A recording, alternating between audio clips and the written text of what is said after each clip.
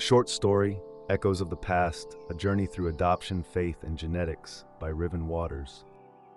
In the tapestry of my life, woven with threads of mystery and struggle, lies a narrative deeply rooted in the traditions of the Catholic Church and the silent battles waged within the womb.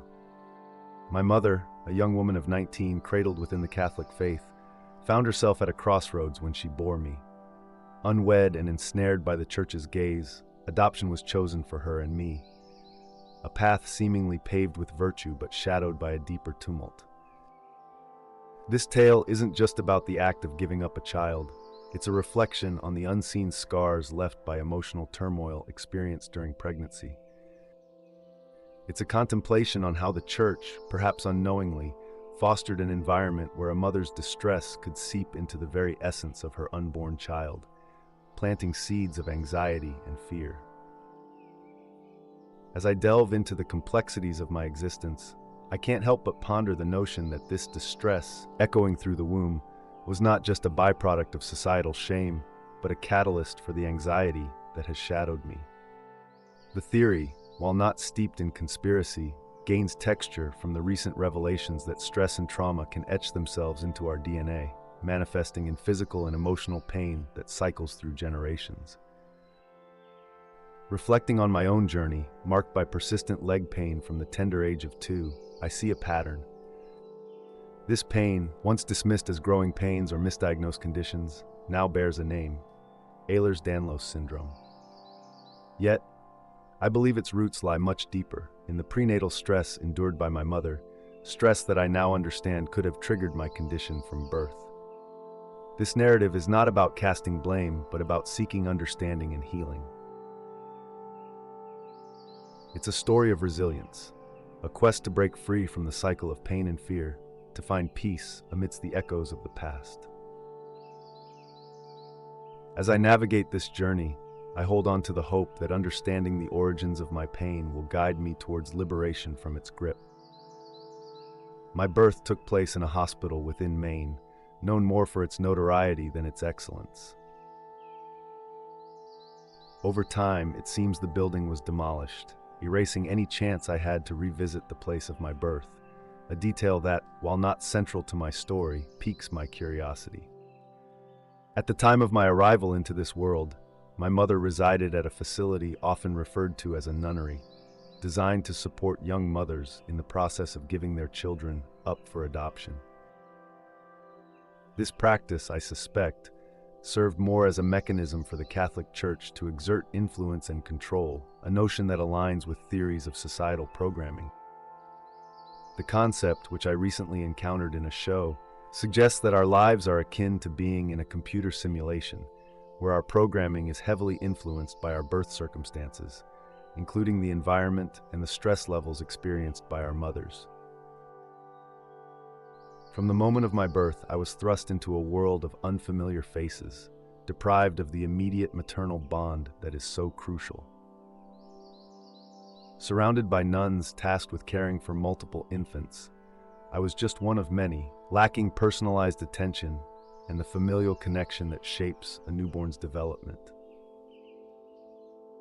This early separation, while not reflective of a lack of love, undoubtedly impacted my initial stages of growth and my understanding of connection.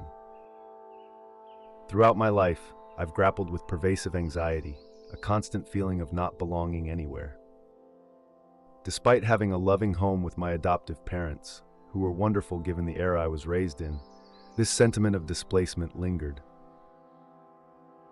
My upbringing in a devout Catholic household added another layer of complexity to my personal narrative, entangling me in the Church's influence from the very start. The turmoil surrounding my adoption, marked by arguments, emotional upheaval, and a significant family rift, this cast long shadows over my formative years. I learned of the discord between my biological mother, her siblings, and parents, which revolved around the decision to place me for adoption. This family conflict, as recounted by a newly discovered cousin, created a lasting estrangement within the family.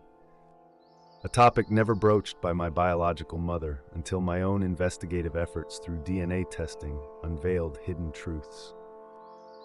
My journey into genetic discovery began with a 23andMe kit, leading to an unexpected twist when my biological mother results were absent, hinting at a mix-up with the testing service or a lie told to hide the truth. This prompted a deeper dive into our genetic tapestry, culminating in the use of GD Match, a tool that bridged gaps 23andMe could not. It was here I uncovered connections to closer relatives, including a first cousin once unknown to me. This cousin, younger and also engaged in computer-aided drafting and design, revealed a shared lineage of creativity and passion for design, a trait I've embraced throughout my 32-year career as a CAD teacher. This revelation not only connected me to lost family, but also to the inherent talents that define us, offering a profound insight into how genetics weave through our lives, influencing our passions and professions. Even from a very young age, I was drawn to architecture, using either Legos, erector sets, or just drawing on paper. In fact, in my baby book, it says I wanted to be an architect when I grew up. I didn't become an architect, but my entire life has been spent drawing, designing, and teaching people how to use drafting and design in architectural design. Still a very satisfying career. The journey through my family's past, fraught with challenges and discoveries, highlights the intricate ways in which our origins shape us, weaving a complex tapestry of identity and belonging. Going back to exploring my theory on whether we are essentially beings of light, I consider the fascinating occurrence at conception. A photon of light is emitted at the moment sperm meets egg. This emission, a small but significant spark, scientifically observed, symbolizes the commencement of life. It's at this instant that DNA from both parents melds to create a new, unique genetic sequence, my own.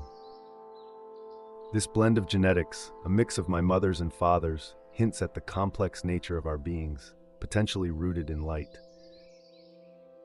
Science now suggests that environmental factors such as stress can activate certain aspects of this DNA. The process begins smoothly, unaware of the impending changes, until a significant event, like discovering a pregnancy, introduces stress, influencing the genetic unfolding from that point onward. From the earliest stages of my development, before my senses fully formed, I was enveloped in an environment that felt almost hostile. As my body grew and my cells divided, there was a palpable sense of stress, as if I was in a place where I wasn't meant to be, an error of some sort. This notion that I was a mistake permeated my very being, influencing my development even before I could hear or see the world around me. Once my ears developed, the cacophony of emotions, the yelling and screaming, became a part of my reality.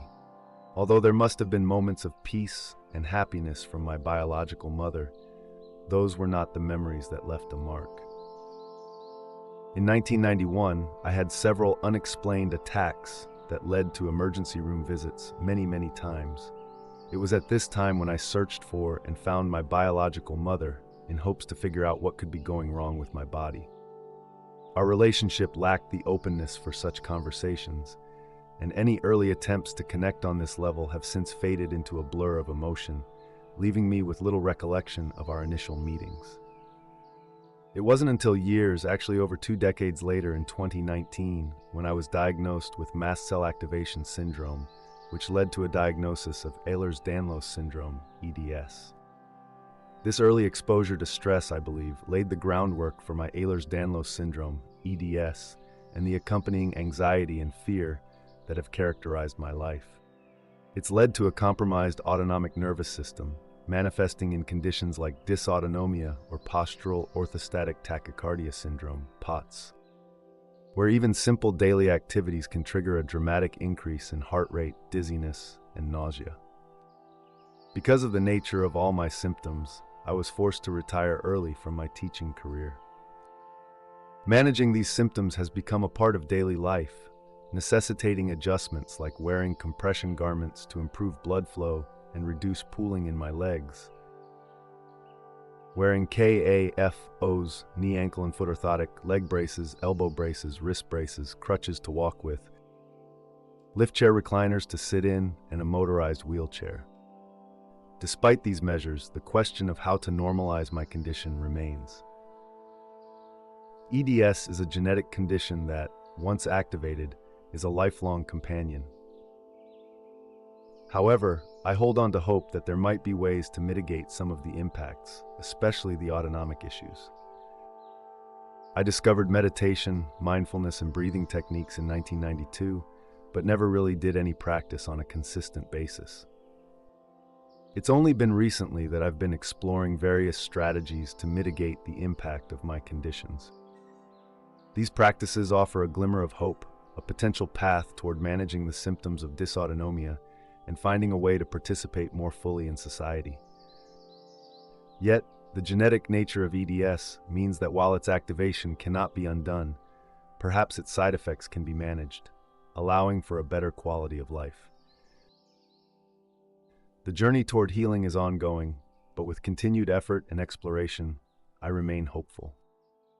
Please like and subscribe, and ring the bell if you want to see more videos like this.